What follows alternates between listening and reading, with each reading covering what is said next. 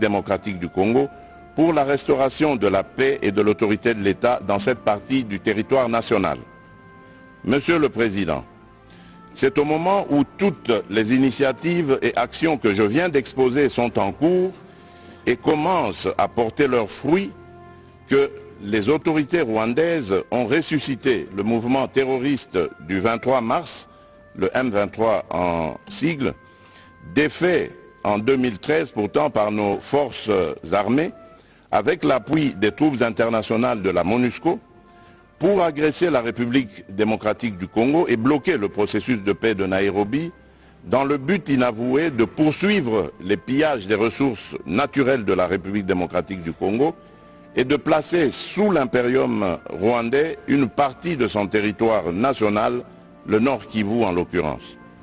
C'est ici le lieu, une fois de plus, de dissiper toute équivoque et de porter un démenti cinglant aux allégations fallacieuses des dirigeants rwandais qui invoquent à qui veulent les entendre, d'une part, la prétendue collaboration entre officiers de l'armée congolaise et les commandants des forces démocratiques pour la libération du Rwanda, les FDLR, alors que j'ai changé le leadership de l'armée depuis plusieurs mois, et d'autre part, le discours de la haine tribale contre les populations dites rwandophones qui seraient persécutées ou, pis encore, menacées de génocide en République démocratique du Congo, et cela pour justifier leurs crimes dans mon pays et obtenir la mansuétude de certains pays. À cet égard, je recommande à toute personne qui en aurait encore le doute de lire les groupes d'experts, le rapport des groupes d'experts de l'ONU sur la situation sécuritaire à l'est de la République démocratique du Congo, rapport de septembre 2022, distribué par le Conseil de sécurité, et celui lui déposé en janvier dernier pour se rendre à l'évidence de la présence des forces de défense du Rwanda, les RDF, au Nord Kivu et de leur soutien au M23. Quant au discours de haine contre nos compatriotes Tutsis congolais, mon gouvernement reste ferme contre tout individu ou groupe d'individus qui tiendrait un tel discours et réitère sa demande à toute personne, organisation ou partenaire extérieur de le dénoncer. La justice congolaise appliquera dans toute sa rigueur les lois de la République aux auteurs de propos d'incitation à la haine tribale ou ethnique.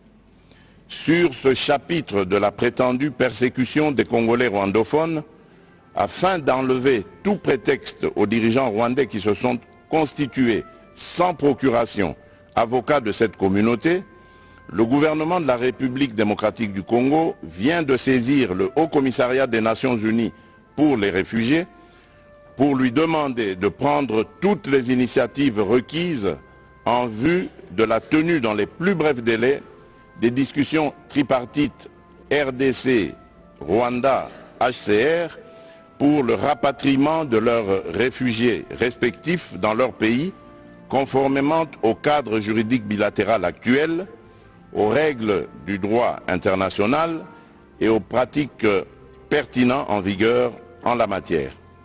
Mon pays attend impatiemment ces discussions auxquelles seront associés du côté congolais les notabilités coutumières des communautés concernées afin de régler définitivement les problèmes soulevés et de réaliser une réconciliation vraie et durable entre ces communautés.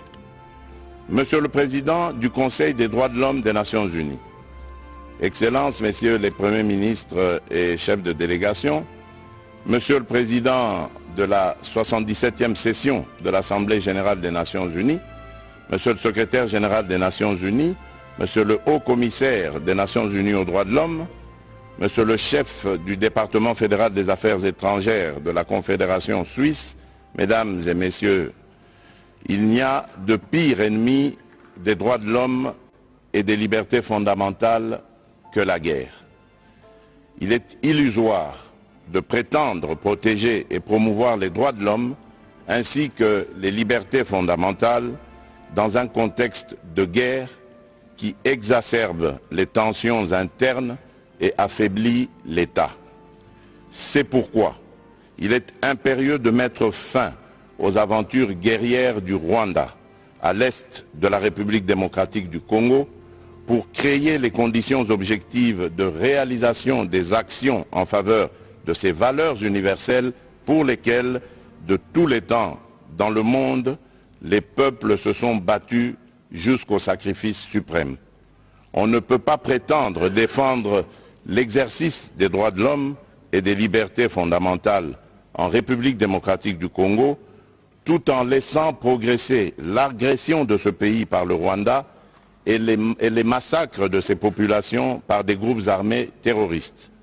Il est temps que la communauté internationale, en particulier les Nations Unies, sanctionne les auteurs des crimes et des violations du droit international en République démocratique du Congo et les contraigne davantage à exécuter le plan de paix issu des processus de Nairobi et de Luanda, plan avalisé aussi bien par l'Union africaine que le Conseil de sécurité de l'ONU.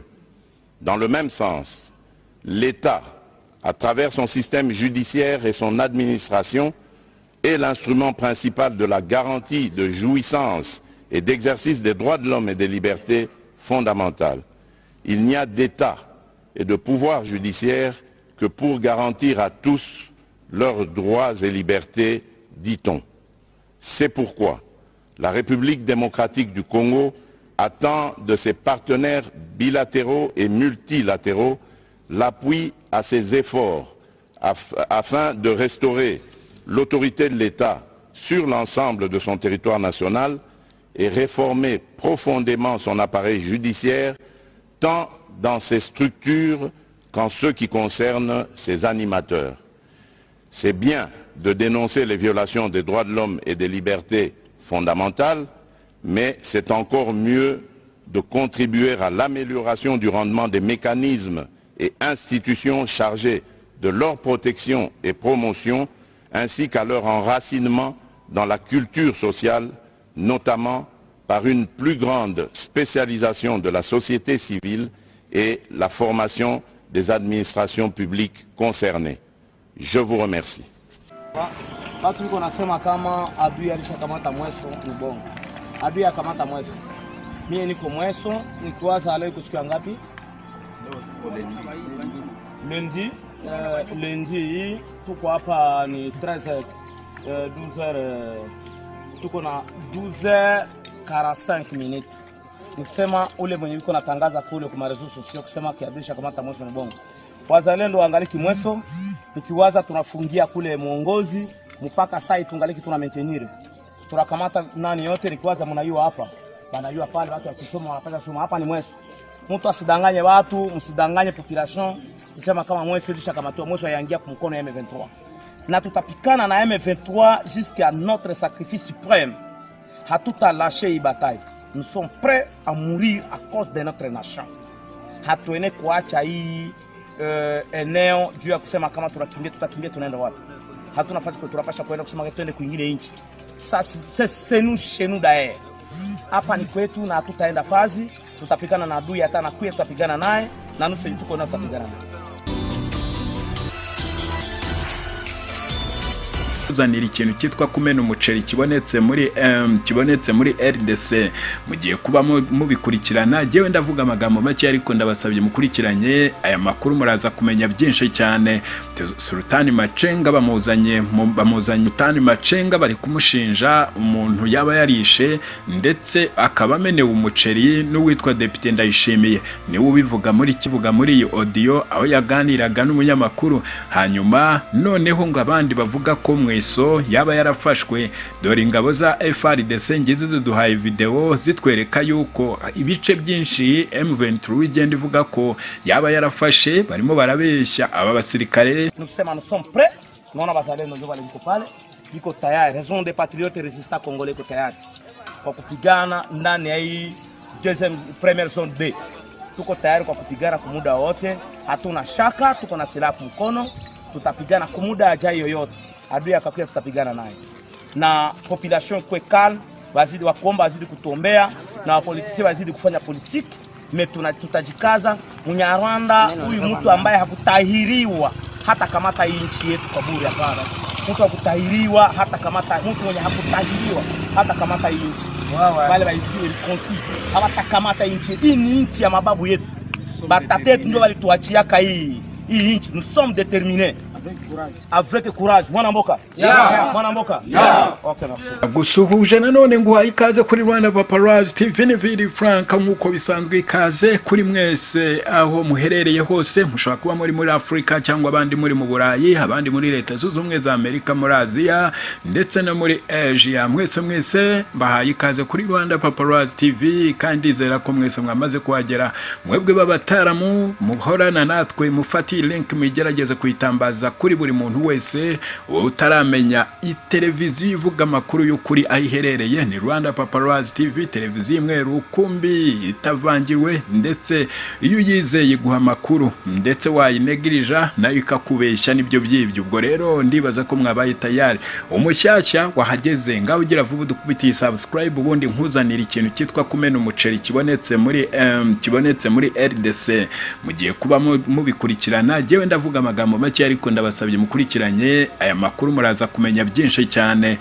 Sultani Makenga bamuzanye Sultani Makenga bari kumushinja umuntu yaba yarishe ndetse akaba amenewe umuceri n'uwitwa Depite Ndayishimiye. Ni ubivuga muri iyi audio aho yaganiraga n'umunyamakuru. Hanyuma noneho ngo abandi bavuga ko Mweso yaba yarafashwe. Dore ingabo za FARDC ngize ziduhaye video zitwereka yuko ibice byinshi M23 igenda ivuga ko yaba yarafashe. Barimo barabeshya aba basirikare benshi ba muri FARDC. Dore ngaba muri video barimo barabyivugira 5 kuri 5. Narababwiye ni twebwe tuba dufite ikintu cyitwa makuru n'udukuru, wabyanga wabyemera. Ntabwo dukunda badutuburira, tuba dushaka batubwira makuru y'ukuri. Ngaho kurikirana iyo audio ndetse n'iyo video ubanze wumve ibyabaye. Sultani Makenga baramushinja kuhotora umuntu akamunaga mu mazi. Dore ngibi birimo birumvikana ahangaho. Uyu ni Depite Ndayishimiye niwe uvuga ati uko byaba bimeze kose ibintu byinshi babeshya muri RDC bihabera, ati twebwe niho tuba kandi byanze bikunze tuvuga ururimi rw'ikinyarwanda, nta nubwo iyi leta yigeze iduhohotera ngo itwice. Uyu nawe arasa n'unyuranye n'utavuga rumwe ndetse na M23. Ni byinshi cyane mugiye kwiyumvira muri audio. Ngewe reka mbaretse ndagaruka mu kanya. Ya Kongo wari uhagarariye umuryango w'abatutsi muri Cengerero, muri sheferi ya Bwisha, muri Rucuru mu majyaruguru y'uburasirazuba. Stefani Kwikinka yarishwe mu cyumweru gishize. Murambo we watowe mu mugezi wa Rucuru amaze iminsi avanywe n'abantu bambaye imyenda ya gisirikare. Itariki nyayo yiciweho ntiyamenyekanye kuko umurambo we watowe utangiye kwangirika. Navuganye na Depite Ndayishimiye Justin Haririmana, umwe mu batowe mu ntara Kivu ya ruguru. Natangiye mubaza uko urupfu rwa Stefani Kwikinka rwamenyekanye. Urupfu rwa Stefani Kwikinka rwamenyekanye nyuma yuko yaje kugirana amakimbirane na Sultani Makenga. Nyuma y'iminsi mikeya umurambo we uza gutogwa mu mugezi y'ikiwe Cengerero. None abamwishe bari bamenyekana? Kugeza ubu ngubu abamwishe bakekwa, hanakekwa yuko abamwishe kuko bamuvanye mu rugo kandi bari abasirikari. Abo basirikare bamuvanyiwe mu rugo ni bande? Urabona mwakara karere nta kindi gisirikari kiri musi by'igisirikari cya M23. Nukuvuga ngo abasirikari bamuvanyiwe mu rugo na abasirikari ba M23. Ariko se uretse kubivuga bwana Depute, abavandimwe be umuryango we mwaravuganye, bavuze ko babonye nde waje kumutwara? Twagerageje kuvugana n'umwe mu banyamuryango be tudashaka kuvuga izina biturukanye nuko bundi baramutse bimenyekane yuko ari we watanze amakuru nawe ntiyaharara. Nukuvuga ngo tukimara kuvugana nawe yatubwiye yuko baje kumutwara mu masaha ya nimugoroba. Ubwo bo dayere bibwira ko byibuze agiye gufungwa cyangwa se agiye kubazwa ibibazo, baza gutangazwa no kumubona mu mugezi nyuma y'iminsi 2. Uretse kuba umukuru w'umuryango w'abatutsi muri Rucuru, yari muntu ki ku buryo agirana amakimbirane na General Makenga? Amakimbirane gaje guturukana nuko yari umugabo udakunda ihohota. ubwo noneho aza kudenonsa ihohota riri gukorerwa abantu mu karere ka Rucuro, aza kudenonsa ibintu by'ubwicanyi birimo biragenda biri gukorwa n'abadashaka kuvuga rumwe cyangwa se gukurikiza amabwiriza ya M23. Surtout ibintu bapfaga no gufata abana babashyira mu gisirikare ku gahato, puisque hari abana benshi b'abanyeshuri bari kugenda bafatwa amateka ku ntambara, babazwa bakavuga yuko binjizwe mu gisirikare mu gahato. Ubwo ibyo ngibyo noneho aza gukora disikuru, aza gukora meeting mu baturage be nk'uko yari asanzwe abikora, avuga ko yamagana ko ibyo bintu byo gufata abana ku gahato babashyira mu gisirikare. Aje kubidenonsa rero biza kubyara impungenge hagati ye na Bertrand Bisimwa na Makenga. Ariko bwana Depute Ndayishimiye, aho muri ako gace hamaze iminsi havugwa kwibasirwa kw'abanyekongo bavuga ikinyarwanda, bibasirwa n'abanyekongo. None urambwira yuko hapfuye uwari uhagarariye abatutsi bo muri Kongo. Ibyo bintu turabifata gute? Ninde wica undi? Ikibazo giteye gitaho ngaho. Bisabye kugira ngo ibintu abantu baje bavugisha ukuri. Abantu barimo bararwanira inyungu zabo ku giti cyabo. Ahangaha turimo turavugana, ndimo ndavuga mu rurimi rw'ikinyarwanda, ndi muri Kinshasa hagati, nta nubwo nihishe mu cyumba, ndi ahantu kuri hoteli, ahantu twicaranye n'abantu benshi. Donc en fait ikintu gihari ntihakagira umuntu uvuga ngo arimo ararwanira abavuga ururimi rw'ikinyarwanda. Biturukanye n'iki? Abavuga ururimi rw'ikinyarwanda turi mu gisirikare, dufitemo abajenerale benshi. Usanga ndimo ko agenda yikiraguraho avuga yuko umuryango w'abatutsi ari ufite abasirikari benshi b'abajenerale mu gisirikare. Ubwo wafata ibyo ngibyo birimo kugenda bikorwa, ugafata Abahutu tuvuga ururimi rw'ikinyarwanda, dufite abajenerale mu gisirikare, dufite abaministre muri guverinema, turi abadepite mu nteko ishinga amategeko, harimo Abahutu, harimo Abatutsi. Donc ni ukuvuga ngo ikintu cyo kuvuga ngo umuntu aje ari twaje kurengera abavuga ururimi rw'ikinyarwanda, ubwo ni urwitwazo bagenda bereka amahanga bashaka kubesha amahanga. Abo ngabo bazira uko bavutse niko bivugwa. Washaka kumbwira ko mwebwe muri aho ngaho muri Kongo mutabibona? Ni ikinyoma cyambaye ubusa. None se bwana Depute, hambere habaye imyigaragambyo Igoma, narayikurikiranye, nza kubona insoresore zibasiye za kiliziya zisengerwamo n'abanyekongo b'abanyamurenge n'abanyekongo bavuga ikinyarwanda.